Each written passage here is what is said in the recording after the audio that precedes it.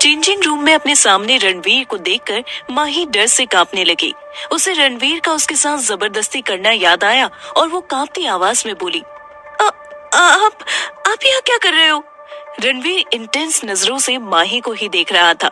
वो धीरे से माही के करीब आया तो माही उसके सीने पर हाथ रखकर उसे रोकने की कोशिश करने लगी। माही घबराते हुए बोली, मुझसे दूर रहिए आप। लेकिन हमेशा अपने मन की करने वाला रणवीर, जो सिर्फ अपने मन की मानता था, वो कहाँ माही की बात मानने वाला था। रणवीर ने माही के बालों को पकड़कर माही का चेहरा अपने करीब किया तो माही की आंखों में डर की वजह से आंसू बहने लगे। वो घबराई हुई नजरों से रणवीर को देख रही थी। रणवीर माही की आंखों में देखते हुए बोला, तुम्हें लगता है कि तुम मुझे अपने से दूर रख सकती हो? हाँ? रणवीर के इतने पास आने से माही की तो घबराहट के मारे आवाज ही नहीं निकल रही थी। तभी रणवीर ने उसके चेहरे पर झुकते हुए उसके सॉफ्ट होठों पर अपने होठ रख दिए। रणवीर माही को ऐसे किस कर रहा था जैसे कितने वक्त की अपनी प्यास बुझा रहा हो। उसका एक हाथ माही के बालों में था और दूसरा उसकी कमर पर। माही अपने हाथों से रणवीर के कंधे पर मार रही थी, लेकिन रणवीर को इससे कुछ फर्क ही नहीं पड़ रहा था। आखिरकार माही ने भी थक कर रणवीर को मारना बंद कर दिया और एक बेजान पुतले की तरह खड़ी रही। रणवीर अब धीरे धीरे वाइल्ड होता जा रहा था। काफी देर बाद रणवीर ने माही के होठों को छोड़ा। माही और रणवीर दोनों ही लंबी लंबी सांस ले रहे थे। माही का चेहरा आंसुओं से भरा था और सांस फूलने के कारण लाल हो गया था। रणवीर ने अपनी उंगलियों से माही के चेहरे को सहलाया तो माही ने गुस्से से अपना चेहरा दूसरी तरफ फेर लिया। माही का गुस्सा देखकर रणवीर के होठों पर एक बार फिर शरारती स्माइल आ गई। वो अपने होठ माही के कान के करीब ले गया और धीरे से उसके एयर लॉब को बाइट कर लिया, जिसकी वजह से माही के मुंह से हल्की सी चीख निकल गई। आह!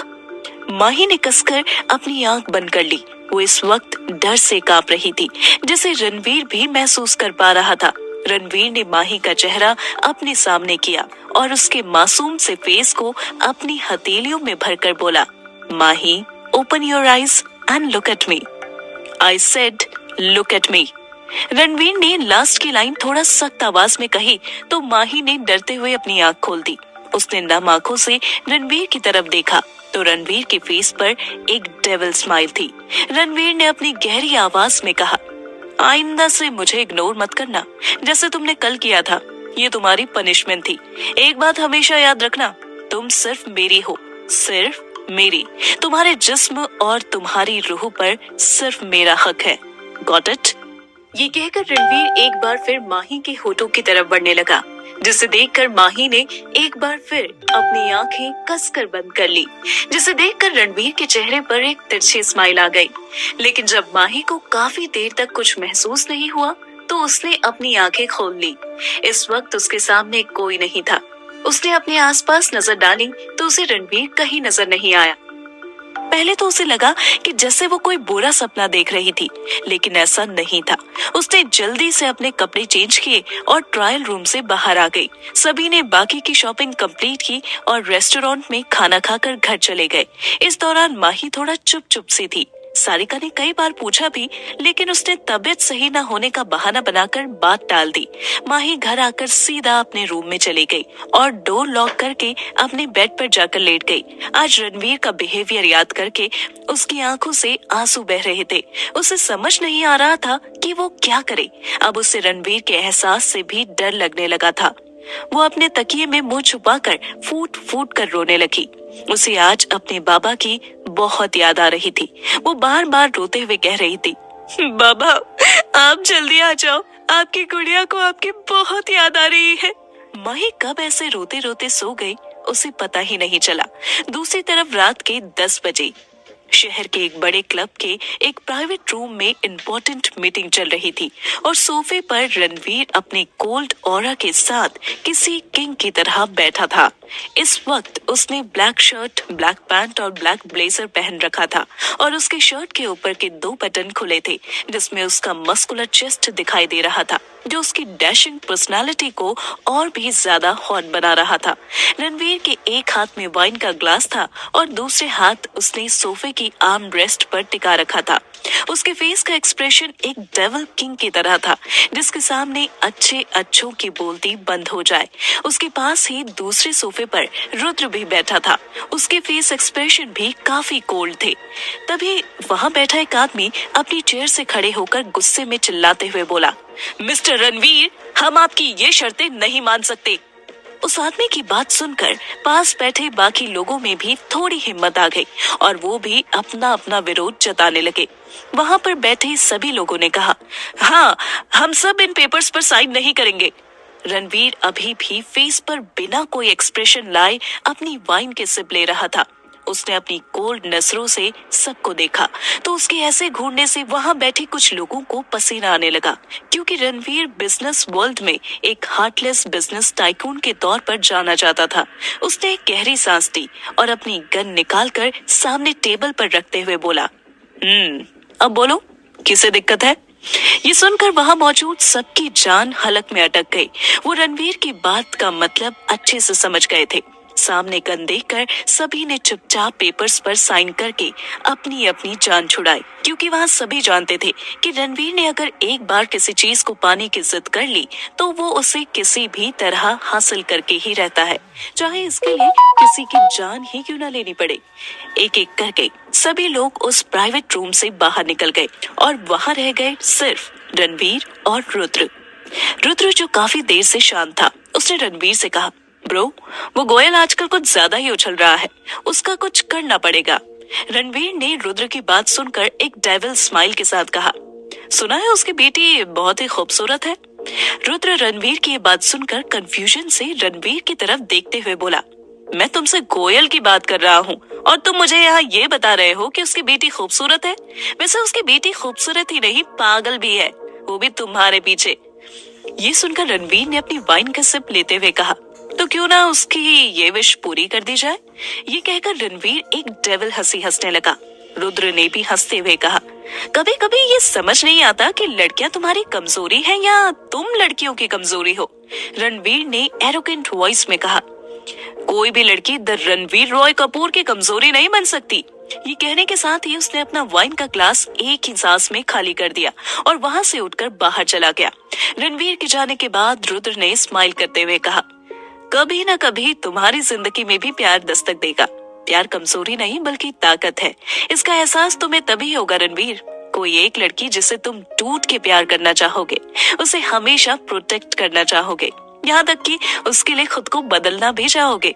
और मैं दिल से चाहूंगा कि जल्द ही तुम्हारी जिंदगी में ऐसी लड़की की एंट्री हो। थोड़ी देर बाद रुद्र भी वहां से निकल गया।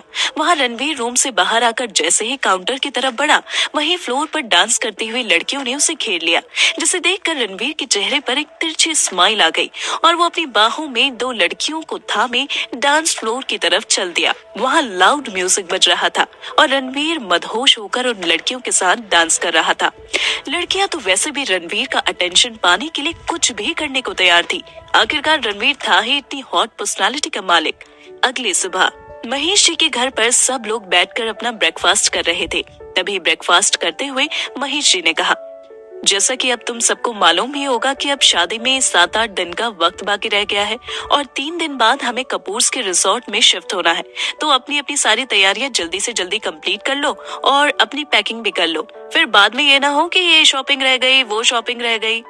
शादी का वेन्यू कपूर फैमिली के रिजॉर्ट में रखा गया था, जो काफी आलीशान और स्पेशियस था। इसे 2 पार्ट में डिवाइड किया गया था, जिसके एक पार्ट में लड़की वाले रहने वाले थे और एक पार्ट में लड़के वाले रहने वाले थे। ये रिजॉर्ट शहर से थोड़ा दूर था, इसलिए महेश जी ने निर्मला और सारिका से सारी तैयारी कर लेने की बात कही। अपने पापा की बात सुनकर सारिका ने कहा, डैड, कल हमारी पार्टी है तो कल हमें आने में शायद देर हो जाए। निर्मला जी ने कहा, पर बेटा, अब तुम्हारी शादी को कुछ ही दिन रह गए हैं, अब तुम्हें रुद्र से थोड़ा कम मिलना चाहिए। सारिका ने कहा, ओह मॉम, कम ऑन प्लीज, आप तो पुराने जमाने की बात मत कीजिए, आज के टाइम में ये सब नॉर्मल है। फिर उसने अपने डैड को आंखों से इशारा किया कि वो मॉम को मनाए। महेश जी सारिका के इशारे को समझ गए और उन्होंने कहा, निर्मला, कोई बात नहीं है, और वैसे भी हमारी बेटी कुछ दिन बाद इस घर से विदा हो जाएगी। इसकी कोई इच्छा अधूरी नहीं रहनी चाहिए।